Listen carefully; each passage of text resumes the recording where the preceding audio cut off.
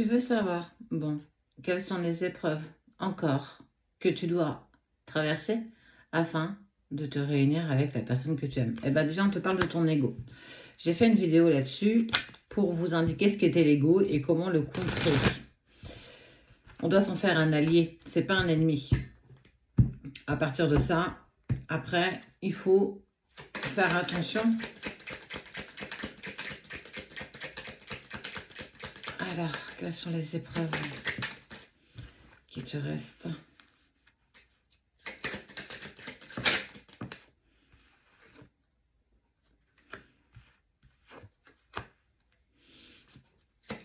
Il y a une sacrée alchimie quand même entre vous.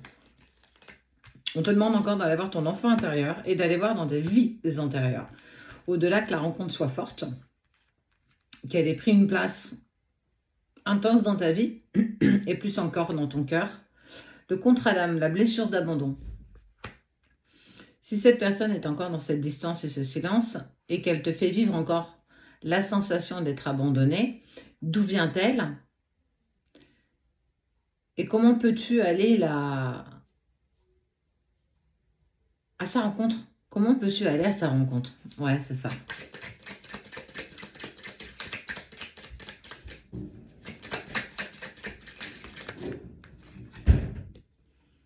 La richesse d'évolution, la peur. Tu as encore des peurs profondes. Alors, tes dernières épreuves, c'est celle-ci. C'est faire attention encore à tes montées égotiques parce que, comme tu le sais, quand tu es dans l'ego, l'autre prend la fuite. Ça n'empêche pas la sincérité de l'amour que tu lui portes et des sentiments, mais aussi des émotions qui sont en lien avec cette personne. Et qu'on voit en fait que ça crée toujours en toi la blessure d'abandon qui met en écho ton enfant intérieur. Ce petit enfant que tu as été à un moment a besoin clairement d'être rassuré, d'être pris dans ses bras et surtout d'être aimé, comme tu mérites aujourd'hui d'être aimé. Ça n'empêche pas l'alchimie que vous pouvez avoir l'un pour l'autre. Et on te dit bien que cette rencontre, elle a été forte. Vous avez clairement ce contrat d'âme. Tu es aussi sur une certaine évolution qui est plutôt positive, qui est plutôt salvatrice, j'ai envie de dire. Mais comme on dit, la peur n'évite pas le danger. Et en fait, être courageux, c'est se mettre en action malgré la peur. N'arrête pas d'aller te voir, n'arrête pas. Va voir cet enfant intérieur, va voir qui tu as été, parle-lui, rassure-la ou rassure-le.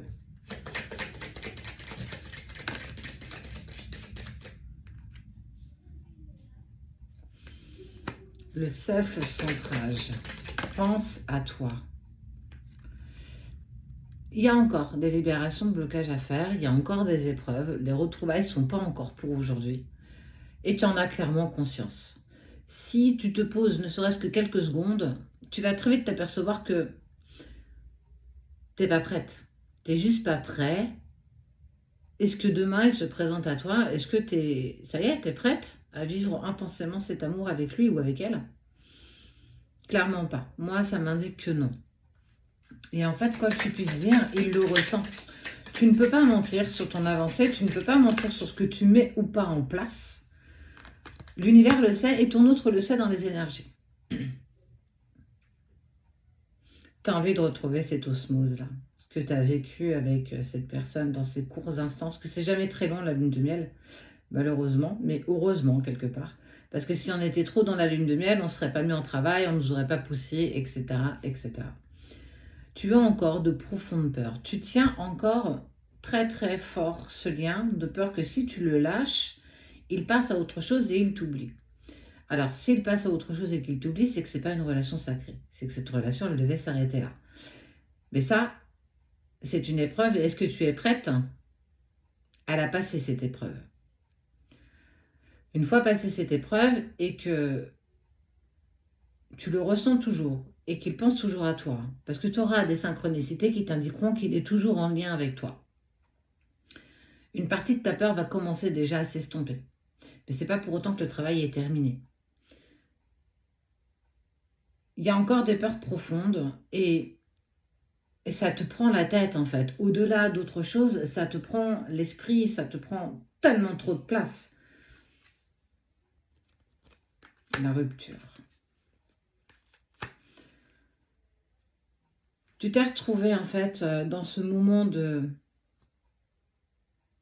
solitude, à te poser ces 20 000 questions te concernant et concernant cette personne. Déjà, dans un premier temps, lâche prise, lâche vraiment prise. Tu le vivras tellement mieux. Pas tout de suite, parce qu'au début, tu vas te poser 20 000 questions, tu vas te créer un film en 15 tomes, en l'espace de 10 secondes. Mais ça, c'est l'ego, c'est la peur, c'est ta tête qui te dit et qui t'indique, attention, regarde ce qui peut potentiellement arriver. Mais potentiellement, on peut tous mourir demain. C'est pas pour autant qu'on arrête de vivre, qu'on arrête de se projeter. Étonnamment. Bah pour toi, c'est la même chose. Ces dernières épreuves, c'est vraiment te battre contre toi-même.